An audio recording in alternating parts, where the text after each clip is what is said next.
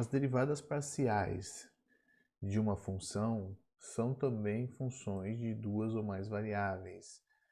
Consequentemente, a gente pode pensar em fazer derivadas parciais dessas derivadas parciais. Então, nós temos aqui um exemplo usando duas variáveis. Novamente, o resultado vale para 3, 4, 5, quantas variáveis forem necessárias. Então, se eu tenho duas variáveis, eu tenho duas possibilidades de derivadas parciais em relação à primeira variável e em relação à segunda variável. Isto aqui é uma função de duas variáveis, então, portanto, eu posso pensar em fazer as derivadas parciais dela em relação novamente a x e novamente a y. Então, fazendo a derivada parcial em relação a x da derivada parcial em relação a x, eu tenho uma derivada de ordem 2, né, ou de segunda ordem, de f em relação a x, duas vezes. Né? Então, a notação que a gente usa é essa para indicar uma derivada parcial de segunda ordem. Como é a mesma variável, eu estou usando uma potência aqui na variável que está se repetindo. Já se eu faço a derivada parcial em relação a y da derivada parcial em relação a x, então eu tenho uma derivada de segunda ordem, primeiro em relação a x, depois em relação a y.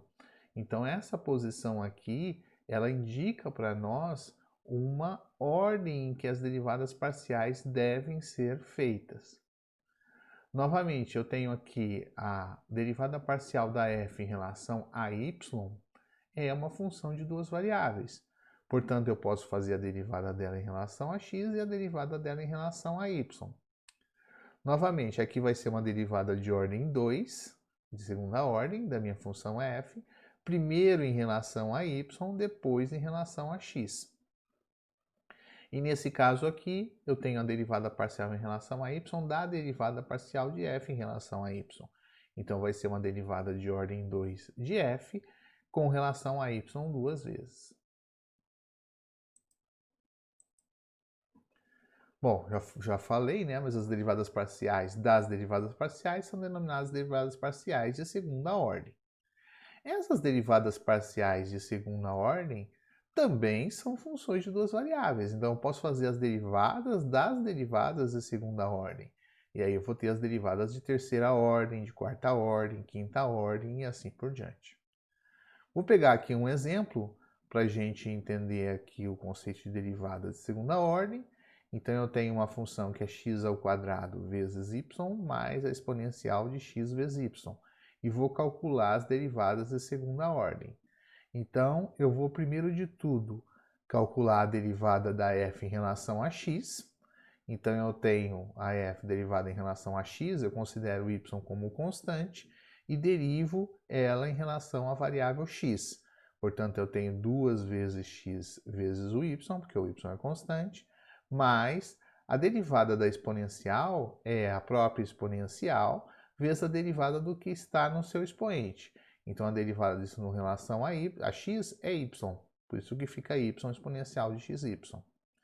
A derivada da f em relação a y, agora eu considero x como constante, então a derivada de y é 1, fica só o x ao quadrado, e novamente a derivada da exponencial fica a exponencial vezes a derivada do expoente em relação a y, que é, nesse caso, x. Agora, o que a gente vai fazer, olha, observem, ó, a derivada de f em relação a x é uma função de duas variáveis, a derivada da f em relação a y é uma função de duas variáveis. Agora eu vou fazer as derivadas da f em relação a x, né? Que é 2xy mais y exponencial de xy.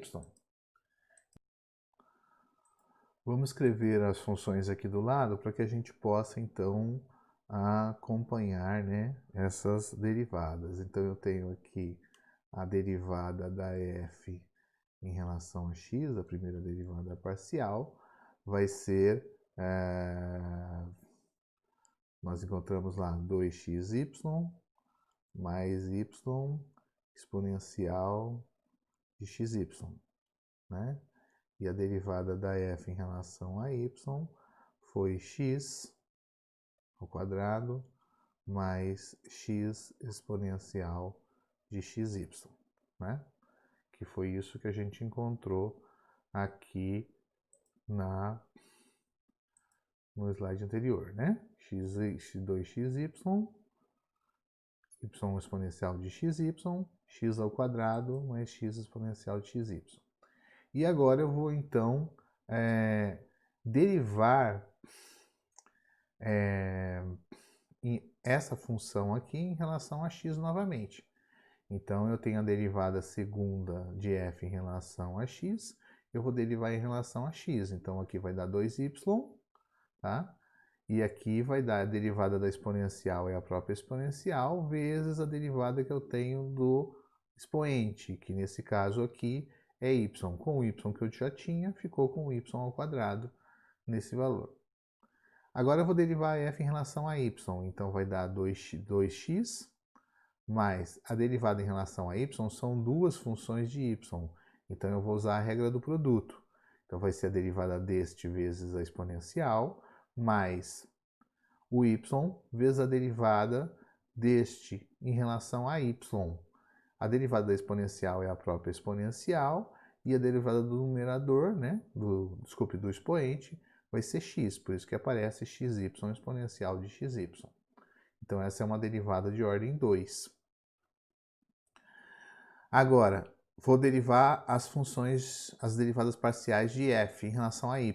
Então, vou derivar em relação a x. Derivando em relação a x, dá 2x, mais, novamente, são uma função de x e outra função de x. Vou usar a regra do produto. Derivada do primeiro vezes o segundo, então fica a exponencial de xy, mais x vezes a derivada da exponencial. A derivada da exponencial é a própria exponencial, vezes a derivada do expoente, que é y. Então, dá xy exponencial de y. Observem aqui, que interessante, né? Que esses dois caras aqui são iguais, né? Será coincidência? Né? Não sei. Vamos tentar analisar aqui para ver o que a gente verifica a esse respeito, tá bom? Vamos derivar agora também em relação a y para obter a derivada segunda de f em relação a y. Então, eu tenho, derivando em relação a y, vai ficar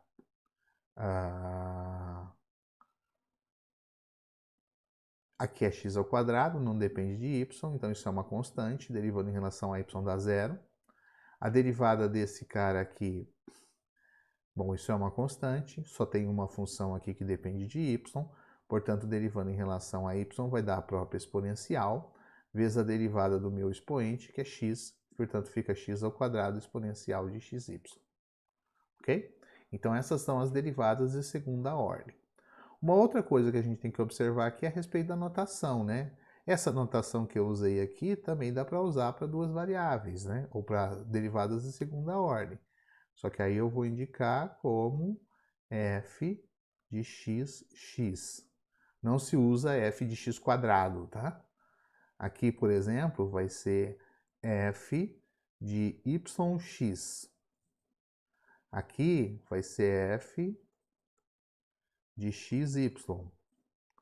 E aqui f de y. Tá? É uma outra opção de notação. E todas as outras podem ser adaptadas também para derivadas de segunda ordem.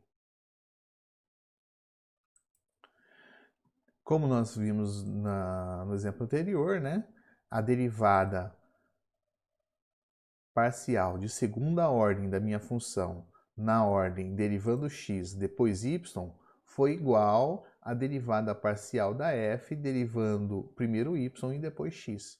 A questão é, será que isso sempre ocorre? A resposta é não, como mostra esse exemplo abaixo. Tá?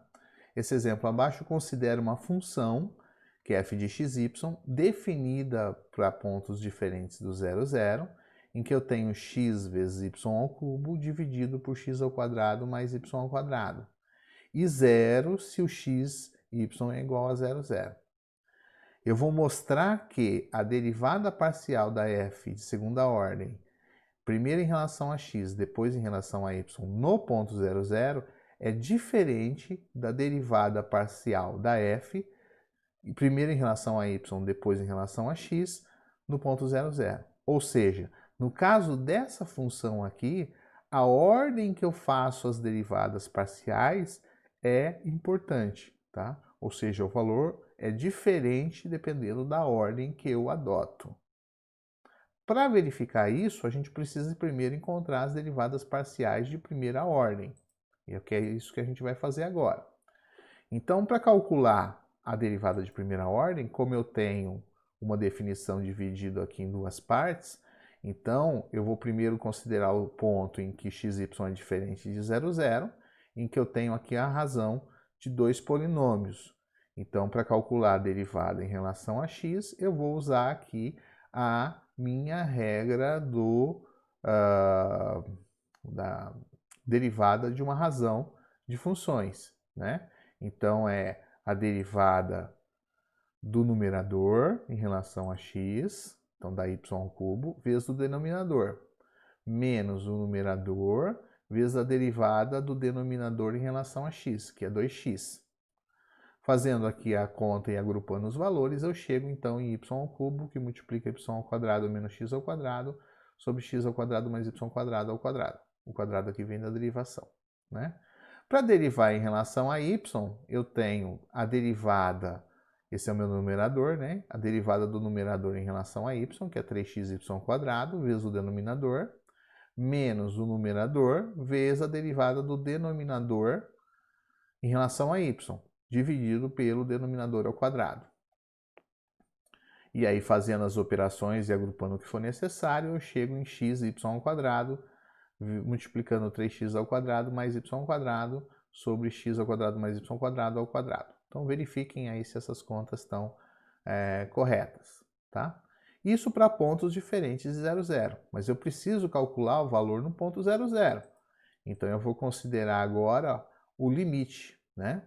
Então, para o ponto, vou pela definição, então, a derivada de f em relação a x no ponto 0, 0 vai ser o limite da função aplicada em y igual a 0, fixei o y igual a 0 e estou fazendo o x tender a 0. Só que quando eu pego a minha função, aqui atrás está a minha função, né?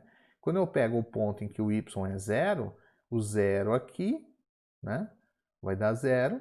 Portanto, a função, quando o y é igual a 0, é sempre 0. Portanto, o f de x0 é 0, o f de 0, 0 é 0, então vai dar 0 menos 0 dividido por x, portanto, o meu limite aqui é 0. Né? Da mesma forma, eu tenho aqui a derivada da f em y no ponto 0, 0 vai ser o limite quando y tende a 0 de f0y menos o f de 0, 0. Portanto, vai dar 0 menos 0 sobre y, que é 0, na verdade, e o limite vai dar 0. Portanto, eu tenho aqui as minhas expressões das derivadas de primeira ordem, né?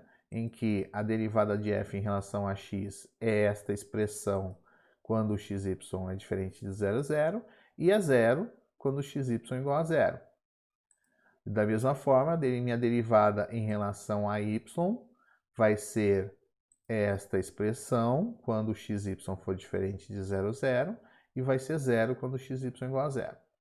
Agora eu só vou calcular as derivadas parciais segundas, né, em 0, 0, tá? Então vou usar a minha definição.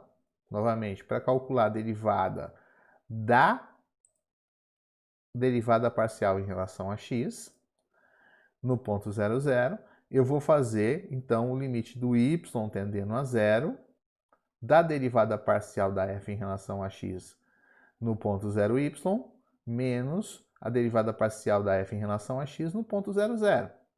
E aí eu vou usar, então, esse ponto aqui, ó. Eu estou pegando essa função e fazendo x igual a 0, né? Então, eu estou fazendo x igual a 0, sobra y à quinta sobre y à quarta. Então, isso aqui dá y. Então, ela vale y para pontos diferentes do 0 e vale 0 nesse caso, né? Então, eu tenho aqui, ó, essa derivada aqui vai dar y, essa função vai dar y, e essa função aqui no ponto vai dar 0. Y sobre y vai dar 1, quando eu tomo o limite, isso vai dar 1. Da mesma forma, quando eu faço agora a derivada da y em relação a derivada da derivada parcial em relação a y com relação a x, ou seja, eu estou pegando a derivada da f em relação a y para derivar em relação a x, então eu vou pegar a minha função agora, aplicar em x0, menos a minha função em 0, 0, dividido por x, com o x tendendo a 0. E nesse caso, quando eu pego essa função e substituo o y igual a 0, é o que eu tenho aqui, né? Ó. Aqui, na verdade. Quando eu pego e substituo o y igual a 0, este 0 está multiplicando esse termo, então isso aqui dá 0. Portanto, essa função é 0 aqui e é 0 aqui. Então fica 0 menos 0 sobre x, que deu 0. Pronto, eu tenho aqui o limite, a derivada de ordem 2 derivando na ordem x depois y, dá 1. A derivada de ordem 2 derivando em relação a y depois a x, dá 0. Então esses valores são diferentes. Como esses valores são diferentes, essas funções também serão diferentes. Portanto, as derivadas segundas em ordem trocada não é igual, não são iguais para essa função. A questão é, bom, nós temos funções em que ocorre a igualdade e temos funções em que não ocorre a igualdade. Sob que condições a função vai ocorrer a igualdade das ordens das derivadas de ordem trocada, né? Ordem mista que a gente chama, tá? Para definir isso, para mostrar isso, a gente precisa definir um conceito que é de classe, né? Então eu digo que uma função do R2 é de classe Cn se todas as derivadas parciais de ordem n existem e são contínuas, tá? Então eu vou calculando as derivadas parciais de ordem n, se elas forem contínuas eu digo que ela é de classe Cn. E aí a gente tem esse resultado aqui, esse teorema, devido a esses matemáticos, Clairaut e Schwartz, que dizem que se eu tenho uma função de classe C2, então as derivadas parciais de ordem 2 trocadas, né, são iguais. Ou seja, quando as minhas derivadas de ordem 2 existem e são contínuas, então elas necessariamente são iguais, tá? Significa que quando eu tenho essa situação, não importa a ordem que eu faço a derivação, se é em relação a y e depois em relação a x, ou se é x ou em relação a y. Esse teorema também é válido quando a gente pensa com derivadas de ordem maior do que 2. Tá? Então não precisa ficar restrito à ordem 2, porque se você tiver uma derivada de ordem 3, mista, né? Tipo, derivando em relação a z, depois em relação a y, depois em relação a x, você pode escrever simplesmente que isso é a derivada em relação a x da derivada de ordem 2. E como aqui eu tenho uma derivada de ordem 2, se ela é de classe C3, ela é de classe C2. Portanto, esta derivada aqui satisfaz o teorema. Satisfazendo o teorema, eu posso trocar a ordem de derivação. E aí eu tenho, então, uma derivada de ordem 3 em que eu troquei a ordem de derivação. Isso trocando as duas anteriores. Mas eu posso ainda fazer isso, né? Ó, se eu tenho uma derivada de ordem 3 em relação a x em relação a y, eu posso considerar que isso é uma derivada de ordem 2, primeiro em relação a y, depois em relação a x, da derivada de f em relação a z. Nesse caso, eu posso aplicar o teorema nessa ordem de derivação, já que as funções são contínuas, e eu chego nessa troca do y com x.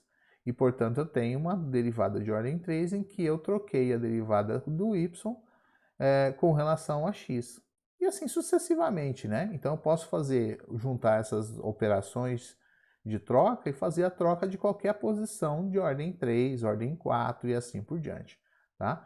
Então, sendo as derivadas da respectiva ordem sendo contínuas, automaticamente eu posso ter a igualdade trocando de posição, né, essa ordem de derivação da minha função.